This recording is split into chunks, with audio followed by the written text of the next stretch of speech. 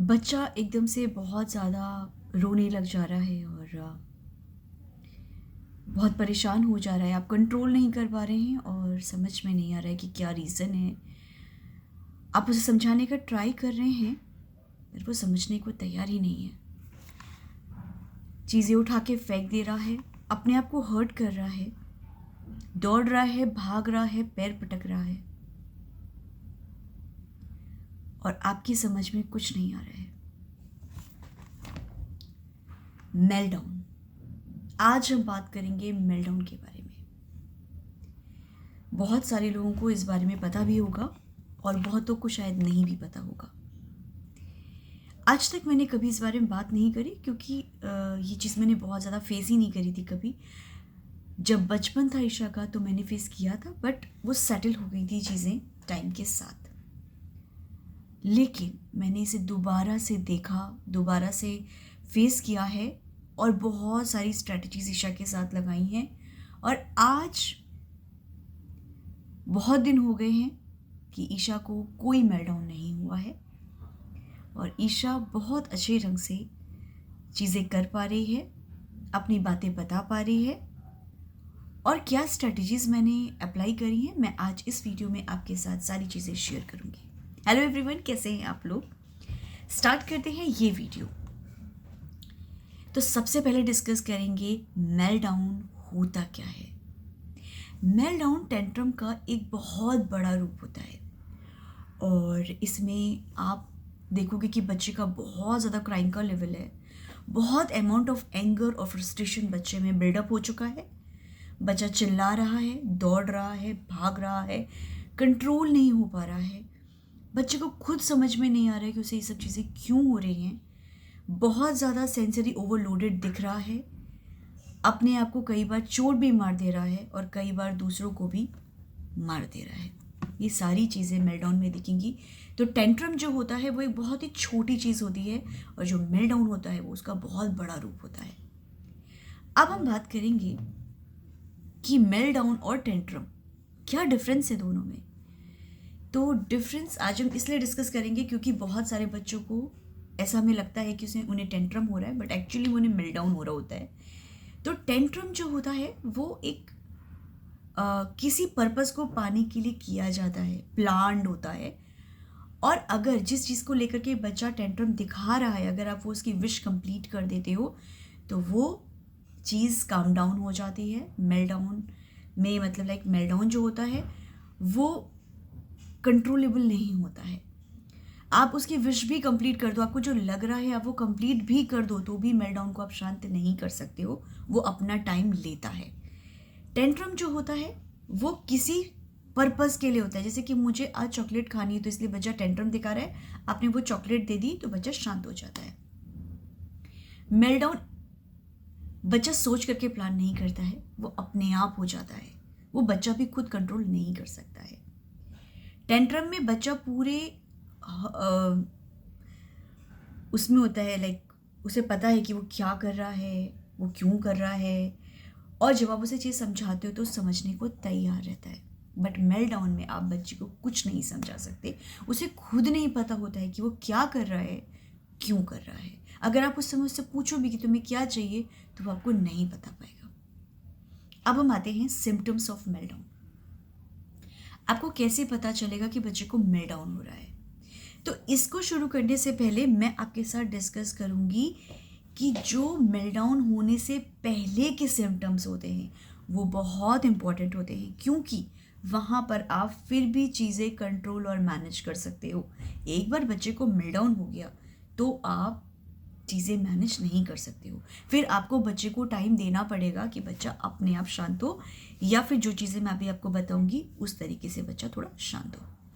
तो अब हम बात करेंगे कि जो प्री वार्निंग साइंस होते हैं बिफोर मेल्टडाउन, तो वो आपको क्या दिखेंगे। आपको दिखेगा बच्चा बहुत डिस्ट्रेस्ड है, फिजिकली डिस्ट्रेस्ड है, या फिर बच्चा अपना नेल बाइट कर रहा है, या फिर इस तरीके से चीज़ें कर रहा है, या फिर सेम सेम बातें स्ट्रेस में बोल रहा है, या फिर चिल्ला रहा है, या फिर आपको दिख रहा है कि बच्चा जो है थोड़ा सा एरोगेंट हो रहा है, आपकी बात नहीं सुन रहा है, भागना चाह रहा है।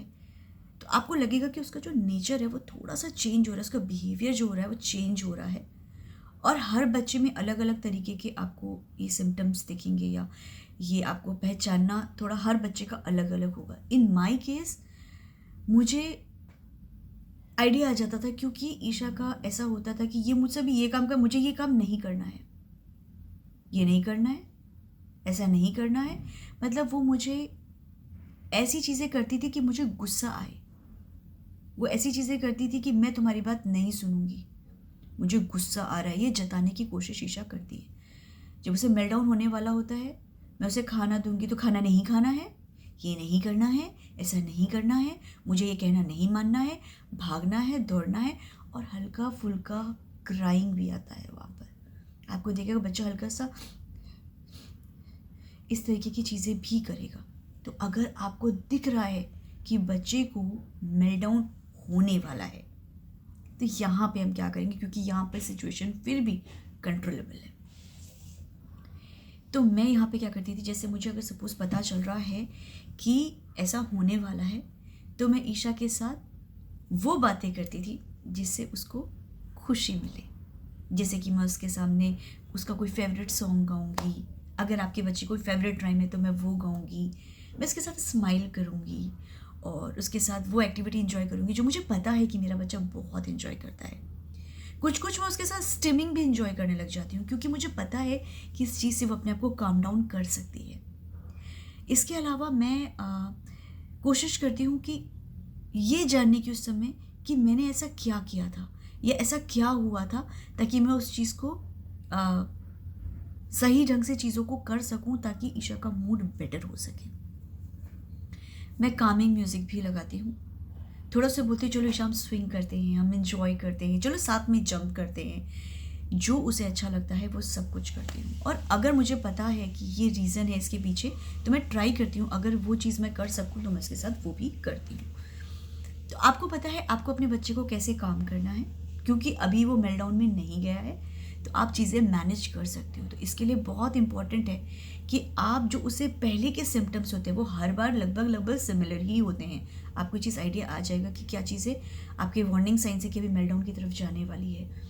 तो जब आपको दिख रहा है कि वो उस जगह पर है, उस पॉइंट पर है, तो आपको अपना बेस्ट ट्राई करना है कि आप उसे शांत कर सको। अगर वो सेंसरी ओवरलोडेड है तो उसको शांत करना है। अगर आपको दिख रहा है कि वो किसी फिजिकली स्ट्रेस में है, तो आपको उस तरीके से भी शांत करना है। आपको देखना है कहीं कोई से पेन तो नहीं है, कोई से बॉडी का स्ट्रेस तो नहीं है, ये सब चीज़ें भी आपको नोटिस करनी है। उसे मेरी नीड तो नहीं है, उसे एक टाइट हक तो नहीं चाहिए, उसे कहीं मेरा टाइम तो नहीं चाहिए, उसे कहीं मेरे साथ खेलना तो नहीं है, उसे कहीं अपनी चीज़ों में स्टिमिंग तो नहीं करनी है, कहीं ऐसा तो नहीं मैंने बहुत ज़्यादा टोक दिया है, कहीं ऐसा तो नहीं मैंने उसे बहुत रिस्ट्रिक्ट कर दिया है। तो ये सारे पॉइंट्स हैं जो आपको सोचने होंगे। अब मैं आती हूँ मेल्टडाउन के क्या सिम्टम्स होते हैं। अगर बच्चा मेल्टडाउन की जगह पे पहुँच चुका है, तो अब आप कुछ नहीं कर सकते हो सिवाय शांत रहने की। जब बच्चे को मेल्टडाउन होता है ना, तो सबसे पहली चीज़ हम क्या करते हैं, हमें गुस्सा आने लग जाता है, क्योंकि हम उस चीज़ को कंट्रोल नहीं कर पा रहे। हम भी चिल्लाने लग जाते हैं, हम बोलते हैं अरे बैठ जाओ, क्या हो गया है, इतना भी क्या हो गया है। हम करते हैं क्योंकि एक ऑटोमेटिक रिएक्शन है कि बच्चा जब शांत नहीं हो रहा, हम कंट्रोल ही नहीं कर पा रहे, तो एक बहुत हेल्पलेसनेस सी होती है, और उस वजह से हम कई बार बच्चों को डांट देते हैं, ऊंची आवाज़ में बात कर देते हैं। यही चीज़ें नहीं करनी है मेल्टडाउन में सबसे पहले। अच्छा, ये जो मैंने आपसे पहले बात बोली थी ना कि जब बच्चे का आपको दिख रहा है कि थोड़ा सा एंजाइटी हो रहा है, या फिर बच्चा जो है आपको दिख रहा है कि मेल्टडाउन की स्टेज में जाने वाला है, तो ऐसे मैं ईशा के सामने बैठ के करती ताकि ईशा मुझे कॉपी कर ले। और कई बार ऐसा होता है कि मुझे नहीं करना, मम्मा मत करो, तुम भी मत करो। तब आपको लग रहा है कि ये चीज़ तो हो ही नहीं सकती, तो आप छोड़ दीजिए, फिर आप कुछ नहीं कर सकते हो। फिर आप यही कर सकते हो कि सूदिंग म्यूज़िक लगा दिया, आप अपना एंजॉय कर रहे हो। आप उसको शांत करने के लिए जो दूर से काम कर सकते हो, लाइक उसको जितना पोक करोगे वो उतना ज़्यादा फ्रस्ट्रेट होती है। इन माई केस वो बहुत ज़्यादा फ्रस्ट्रेट हो जाती है अगर मैं उसे किसी भी तरीके से कोई भी चीज़ करने का ट्राई कर रही हूँ। तो अगर अब बच्चे का मेल्टडाउन हो गया है तो मुझे क्या करना है, पहले मैं ट्राई करूँगी कि मैं उसका रूम चेंज कर दूँ। अगर बाहर हो गया है तो मैं उसे कहीं और ले जा दूँ, किसी जगह पे हो गया है तो मैं किसी और जगह पे ले जा दूँ जहाँ वो बेटर फील कर सके। अगर लाइट्स बहुत तेज़ हैं तो लाइट कम करनी है, सूदिंग म्यूज़िक लगाना है, हल्का सा कंप्रेशन करना है और उसका हाथ लेके बोलना आई अंडरस्टैंड, आई अंडरस्टैंड। अगर आपको लग रहा है बच्चा बहुत एग्रेसिव हो रहा है तो हमेशा कामिंग टोन, एक मदर एक फादर की जो कामिंग वॉइस होती है ना, बेटा I know I know I know, मुझे पता है आपको बहुत प्रॉब्लम हो रही है। कोई क्वेश्चन नहीं पूछना है क्यों हो रहा है, किस लिए हो रहा है, ऐसा क्यों कर रहे हो, ऐसा कैसे कर सकते हो, ऐसा मत करो। ये एक प्रोसेस है जो होगा ही होगा। अभी तो उसे काम होने में शांत है, कम से कम 20 से 25 मिनट तो कम से कम लगेंगे। जब आप एक बार कामिंग म्यूजिक कर देते हो, बच्चे को हल्का सा कंप्रेशन दे देते हो, चाहिए तो आप उसे एक पिलो दे दो जहाँ पे बच्चा जो है मारे, या फिर बच्चे का अपना फ्रस्ट्रेशन निकले, उसे बॉल दे दो जो ऐसे ऐसे होती है, स्माइली बॉल्स जो होती हैं वो दे दीजिए, तो बच्चा अपना फ्रस्ट्रेशन उनमें निकालेगा।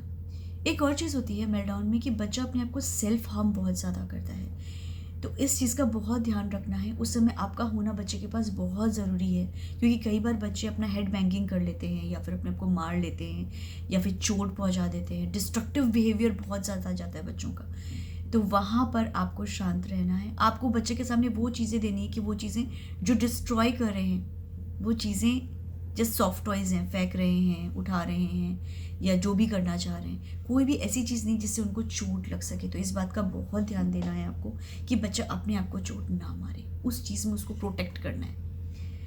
अब हम आते हैं, अब मेरे केस में जो होता है कि ईशा दौड़ने लग जाती है, स्टंपिंग करती है, फुट स्टंपिंग करती है, नहीं करना, ये नहीं चाहिए, रोने लग जाती है, ये सारी चीज़ें उसकी आती हैं। यहाँ पर मैं सिर्फ चुपचाप आराम से बैठती हूँ, जो वो मुझसे बोलती है मैं सिर्फ स्माइल करके उसकी बातें सुनती हूँ, जस्ट सिर्फ सुनती हूँ। जब एक बार मेल्टडाउन हो गया तो वो एक अपना टाइम लेता है।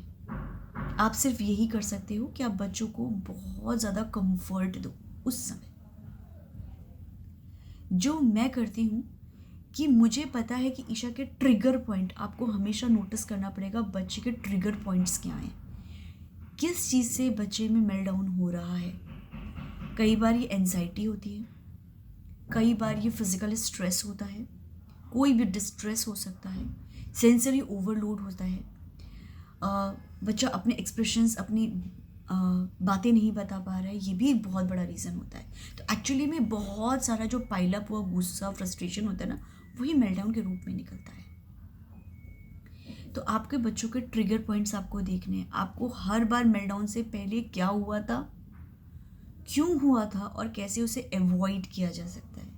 यही 3 सिचुएशन, यही 3 चीज़ें जो आप, जिन चीज़ों के ऊपर स्टडी करके आप जान सकते हो कि आप कैसे मेल्टडाउन को कंट्रोल कर सकते हो। इन माय केस, मेरे केस में एक फैमिली का न्यू मेंबर ऐड हो गया था और ईशा को अटेंशन कम मिल रहा था।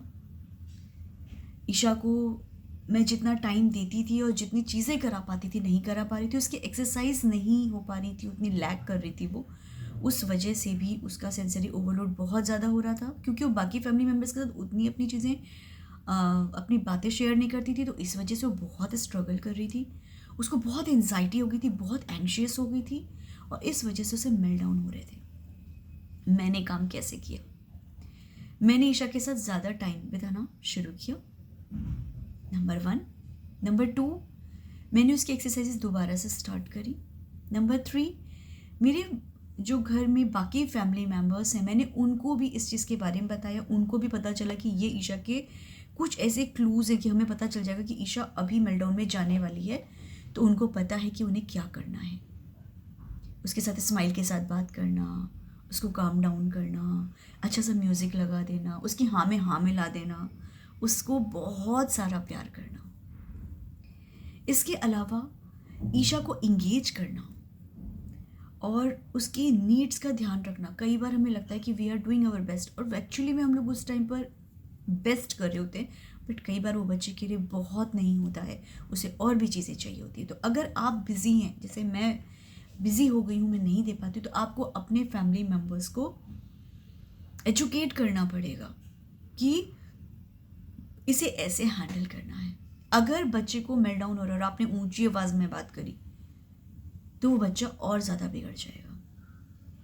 शांत रहना,